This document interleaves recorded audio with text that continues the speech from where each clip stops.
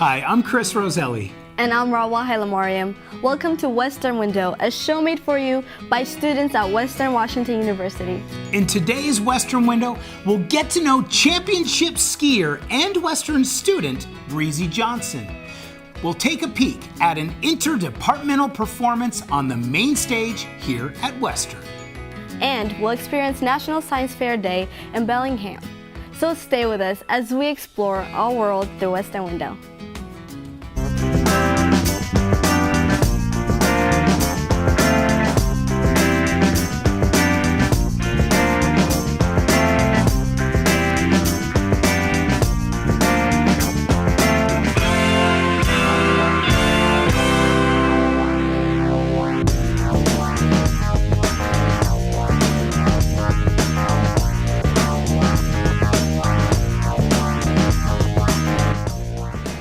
Have you heard of Breezy Johnson?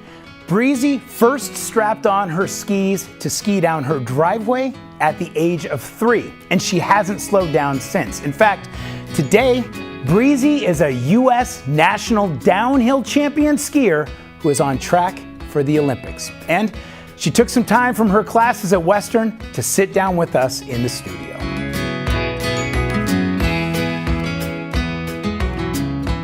This great opportunity to have Breezy Johnson in our studio today. Breezy is a freshman here at Western, but not just a freshman, she's also an Olympic hopeful as she won the National Downhill Skiing Championships 2 years ago and also competed in Worlds this past year. Breezy, it is so really great to have you in the studio here today.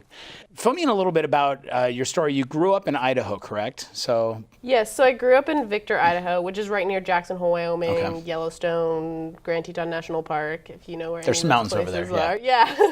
There's some nice ski resorts as well. I recommend them. Okay. And so I grew up there, and then when I was in high school, I went down to Salt Lake and went to school there. Then from there, qualified to the national team and have since progressed up to racing the World Cup, which is basically the highest level of sport besides the Olympics, and I'm hoping to make the Olympics next year. So you've gone Idaho, Wyoming, Salt Lake City, and Bellingham. How come Bellingham for college? I was looking for a quarter school, which obviously limits you to the West Coast or Chicago. I don't really like Chicago very much. Not that I have any problem with people who do like Chicago, but it's just not my kind of place. Sure. And I really like the Northwest, so I came to Western. It's a great small school. The professors are all really good. They're really focused on teaching, which is really nice, like to have people that you can go see and that make a lecture plan that makes sense, so that's really nice. I'm in the honors program, which is really awesome. It's got a great community, and so I was really excited to go here with 1 quarter a year, and Bellingham's pretty nice. That's right. Now, how do you navigate your academic school year here at Western with skiing taking place? Do you take time off, or what do you do there? So we end our season basically right around the time that spring quarter starts. Okay. So I come out spring quarter, I do my training or whatever. We generally have a little bit of time that's sort of off, so we do things, but we're not really prescribed anything. And then we would generally have a camp in kind of mid-April that we would go to. So this year they went to California. Last year I went to California for 2 weeks during the school year, and then came back and worked that out with my professors who were very generous. Okay. Yeah. And then this coming year again, you'll do the same thing, I assume. Yeah, that's my plan, is to do the same thing. So that's great. It's just, it's different every year. Sometimes they do different spring things, but the plan is to come back. I'm not even sure if we'll do a spring camp since we're coming off of the Olympics next year. Right. So, and obviously this year I was hurt, so I didn't go to the spring camp. So fill me in. You said that you were on crutches. What happened? So in the last World Cup of the season, World Cup finals, I came around the last big turn. I caught an edge and basically did full splits. Day here, Colorado time. Oh, Breezy Johnson, an awful crash. They don't recommend gymnastics at 60, 70 miles an hour. And you were able to just correct and make it perfect? Getting into the splits was pretty easy, but getting out, I was like, okay. And so I basically cartwheeled over my left leg and hurt myself. I fractured my tibial plateau. There's some lovely video of it on the internet if you want to look at it. You just Google Breezy Johnson wipeout and it'll show up somewhere. Yeah, I mean, you'll get that one. You'll probably get some other nice ones too. I have several crashes on the internet, but the splits one will definitely pop up first. Oh my gosh. So what's your ultimate goal after, so obviously winning gold in the Olympics, that's what you've been doing all of this for? Yeah, I mean, we have several Olympic cycles, so most racers wouldn't peak at 22, which is what I'll be next year at the Olympics. So I'd like to go to the Olympics, do as well as I can. I mean, to compete anyway, right? I mean. Yeah, competing is great. I mean, to make the team, we have a really deep speed team, obviously. Lindsey Vonn, Julia Mancuso. We have so many great girls, and the team is only 4, so to make it on the team will be difficult, and to compete will be difficult. And so I'm just hoping that I will be skiing well enough. Obviously, this past season, I qualified for the World Championships, which is really similar team size and start size. Mm-hmm. So I competed in both the Super G and the downhill there, so that's like a good sign, but it doesn't mean anything for the next Olympics. So. Amazing. What's your best memory of skiing? Oh, that's a good question. I don't know. So many, like anytime I'm racing, doing downhill or Super G, like it's so fast, there's so much, you're just really alive, and all of your senses, your brain, your body are working together. Or your brain's telling you to slow down, but your body's saying, no, I'm going to keep going. Yeah, well, you have the little piece in the back of your brain that's like, maybe we shouldn't do this. And then the rest of your brain that's like, wants to do well is like, you need to just be quiet. 2 minutes, you can speak up all you want. So you kind of, it's like when you go like cliff diving or something, when you're like, okay, I just can't think about it. I just have to force myself to jump. And then you do it and you're like, oh, okay. That was great. Yeah, that's what you do. It's the same thing, going 70 miles an hour down a mountain. Yeah. What do you like better, skiing just to ski or competing? Do you like the competition component or the skiing? Yeah. It's a competitor in you. Yeah, but it's just when you're racing, there's so much going on and you're like really at the peak of yourself. You really primed yourself to be doing it as well as you can. Yeah. And that's really amazing. Yeah. Well, it's really great to have you in the studio. I wish you the very best this coming year and beyond. Thanks. Yeah. We have Breezy Johnson, who is a freshman, almost a sophomore, here at Western, from Idaho and Wyoming and Salt Lake City, and now here in Bellingham, who is also a national champion downhill skier 2 years ago, competed at Worlds this past year, and is an Olympic hopeful, hopefully be on the Olympic ski team this coming year. So Breezy, thank you so much for coming in. Thank you. All right.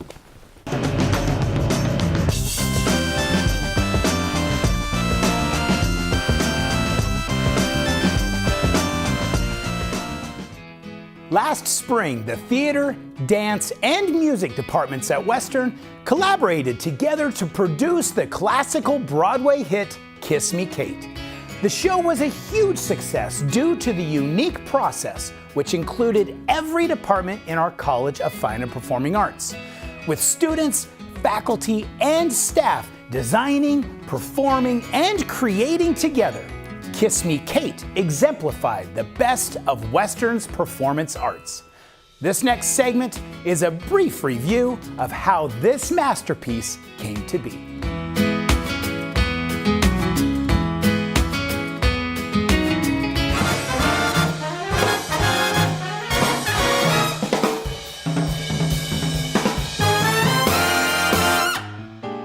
Putting on any kind of piece of art that's this big requires experts from multiple fields.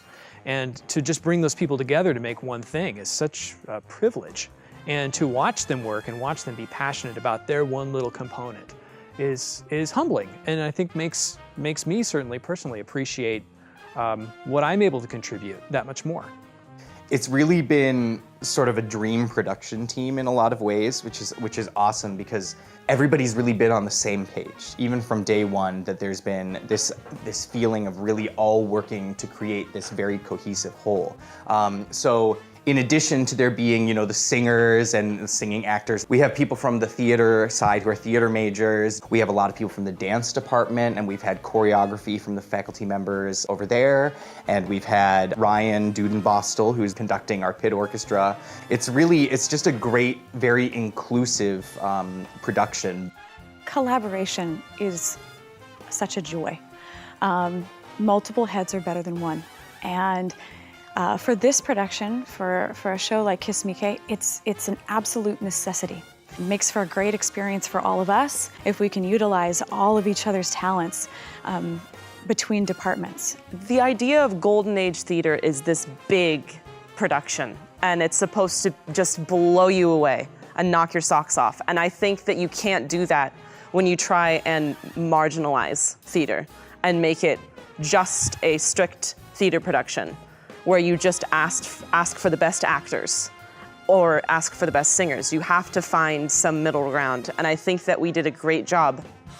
It's really easy for the performing arts to get kind of disjointed and separated, and I think that this has been a show that has been a bridge for those areas, and have kind of reminded us all how important it is that we all work together on projects. We get to play off of each other, and there's a lot more diversity, points of view and backgrounds from where we're coming from. And so by coming together from such different parts of the department, we get to bring a lot more like flavor to the presentation of it all. Our director, Heather, she really pushes for emotional honesty. She wants us to just be up there and finding the joy in that because we all enjoy performing. So it's been great to just kind of bounce off of each other as we each have different strengths. It's really what they learn from each other that I think is the most valuable. And if they, from the get-go, practice reaching out to each other for help and supporting each other and being vulnerable with each other, the audience experiences that vulnerability. And automatically they're invited into the world of the show that much more because the students are just raw and being real and truthful in their work. Countless times I have gone to my fellow actors, my fellow peers in this production and been like, hey, like, you got any tips on this vocal stuff? Like, this is hard. Like, how should the vibrato be coming out at just the snap of a finger? It's as quick as that. I've got like a crowd of supportive, loving people supporting me in areas that I might not know a lot about. I think that is the nature that having people from all different aspects of this art form in one space and one company does for the production. I think everyone is so reliant on everyone else to be successful, not only for the show to be a success, but for everyone's individual performance to be successful. That kind of dependency on one another engenders a lot of trust. And that trust leads offstage too, and will lead to lifelong friendships and future collaborations, I have no doubt. I love watching that understanding or recognition or surprise between two students who normally wouldn't even bump into each other in the hallway, realizing what the other does and having their eyes open about the opportunities and what it takes to put on something like this, what kind of talents are required. It's really special to be able to facilitate that kind of thing. This Kiss Me Kate has that spark. It has that love and that joy. And that's the important part of this production. The way that theater brings people together and makes people just light up. Our production as a whole, with every individual person and all of their experience and all of the fun and the laughs and the cries that shows on stage. There is no separation of the departments on stage. And instead, it's just this like wonderful blend and mix of just a theater family.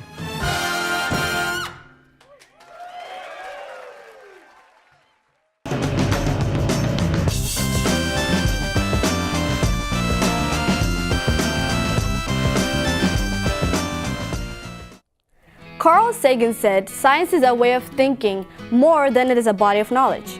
The recent National March for Science brought together people from all walks of life who love and support the scientific method. Ranging from academic groups, local businesses, and other science-related endeavors, Science Fair Day also provided an interactive opportunity to learn more about key principles. Hear speakers such as astronaut Captain Wendy Lawrence, as well as get to know many of the science-related Western student clubs.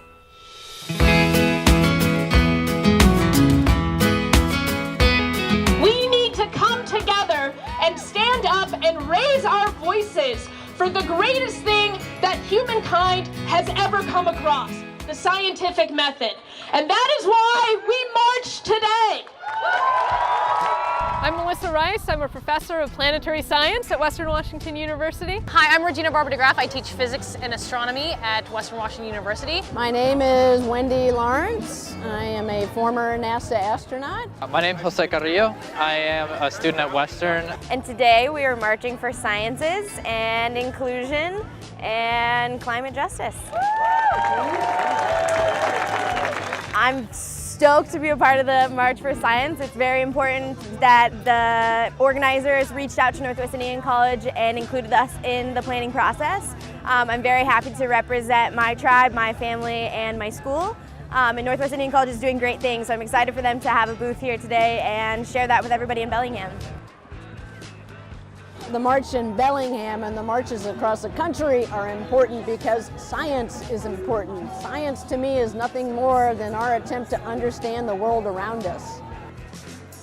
If we want to drive our cars, we need science. If we want to eat food, we need science. So the only way for us to live our lives is recognizing that science is important and that we need to fight for the right to be able to do it. I hope this march will help people see scientists in a new light, that we are everyday people and we care about things that are happening in our world. I think when marches like this are done in a way that's accessible, inclusive, fun, clear, it is a way to make the public understand that scientists are just people that care about this world and are part of the community too. And that we as scientists do a lot of good, and we would love people to support us and support the science that we do. I think a lot of this is directed at some of our elected officials. It's our message to them, it's our reminder to them that we have elected them to do the hard job, to make the hard decisions on our behalf. And good decisions require them to look at all available information, whether they may believe it or not. If we're going to have a strong science program in the country, we have to keep supporting it.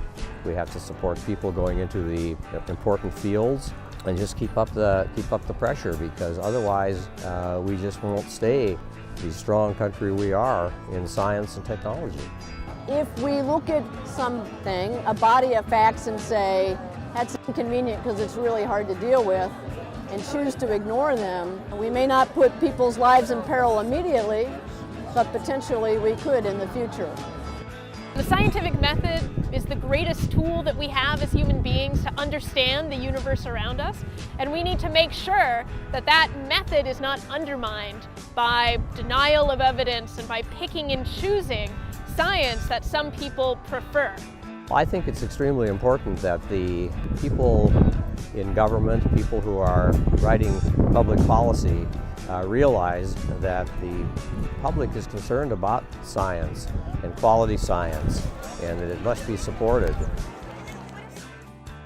As an educator and somebody who does inclusion and outreach work, I hope that future scientists understand how important it is to be able to talk to the public. So if we actually can learn how to explain our specialization and also explain science in a way that's accessible, I think that will help policy. It'll help voters want to vote for science-based policy. I think it's important to be able to communicate. That's what I want. I would love to see our next generation of scientists also be trained as communicators who can talk about their science and the scientific method with a wide variety of audiences, from their representatives to their communities to the next generation of scientists after them. I think just the fact that so many people came out here in support of science in a small city like Bellingham is incredible. It was a great atmosphere just seeing all these people excited. I'm hoping to accomplish the beginning of a longer-term movement of people coming out to be vocal in their support of science and to be pursuing actions, even small actions, in their everyday lives to promote science and to increase its value in our local communities. Science is the underpinning of our society, of all the amazing things that we have and can use in our day-to-day life.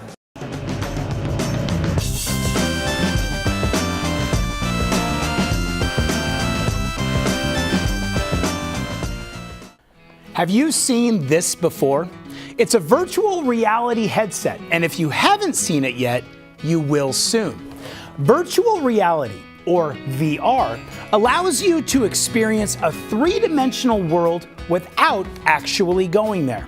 And sometimes these are real places like the Louvre, but they could just as easily be animated worlds that would never exist in real life. The rise in popularity of VR for entertainment and learning has prompted the Western Department of Design to offer a first ever class in how to design for this exciting new medium.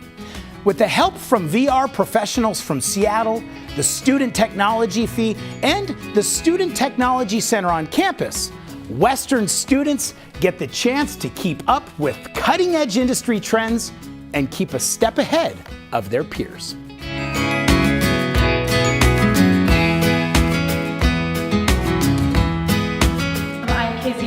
I'm a faculty member in the Department of Design. We have, for the BFA design students, we have BFA workshops, and there's 2 every year.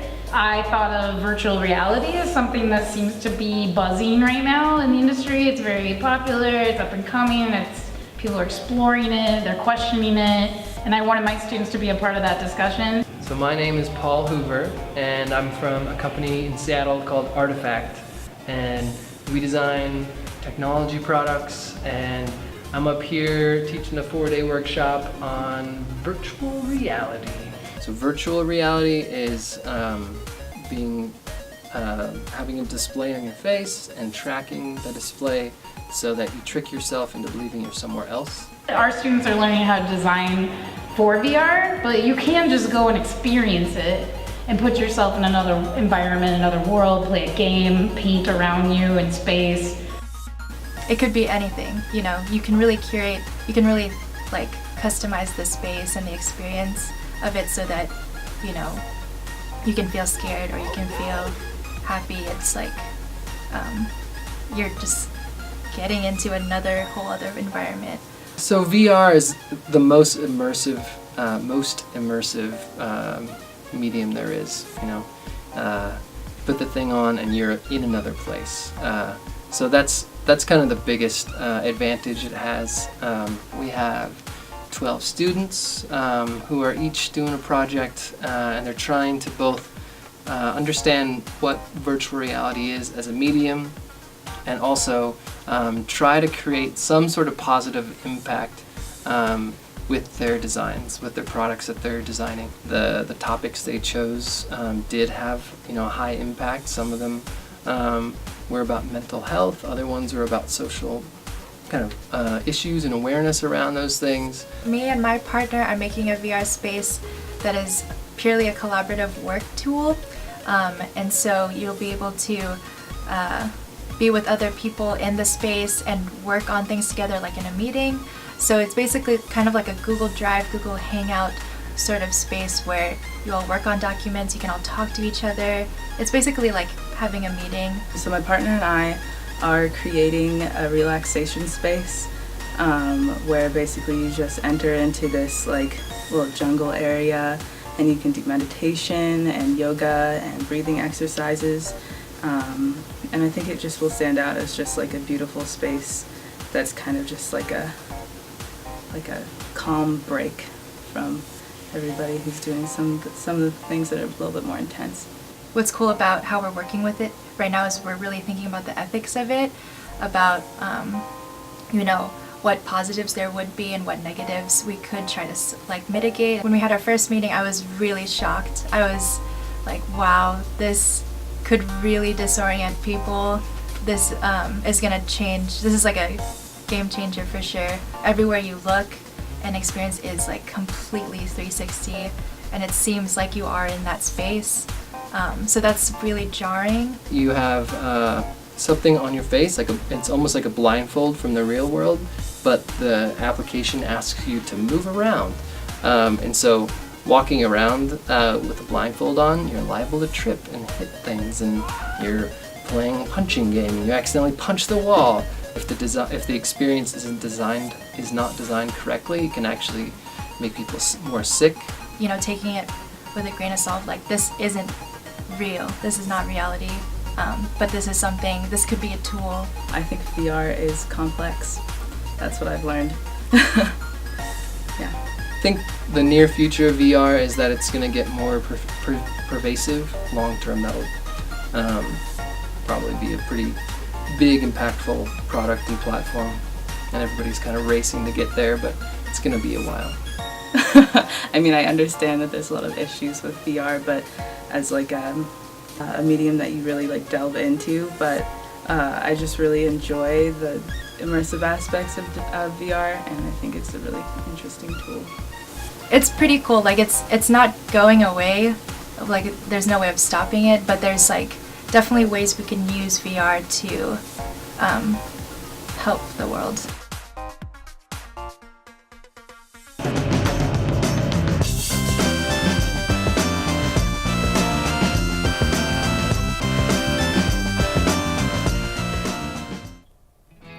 Thank you for watching. That's it for this episode. We'll see you next time as we explore our world at and around Western Washington University. Western Window is proud to partner with the following student publications. Clipson magazine is published twice each quarter and includes features, multimedia, and issues that affect lives across the greater Bellingham area. You can find it online at clipsonmagazine.com. The Western Front is the official newspaper of Western Washington University, published by the Student Publications Council and funded by your advertising dollars. The Western Front. Get it first, get it right, at westernfrontonline.net. The Planet is Western Washington University's award-winning quarterly environmental publication and the only undergraduate environmental magazine in the United States. Explore The Planet online at planet.wwu.edu.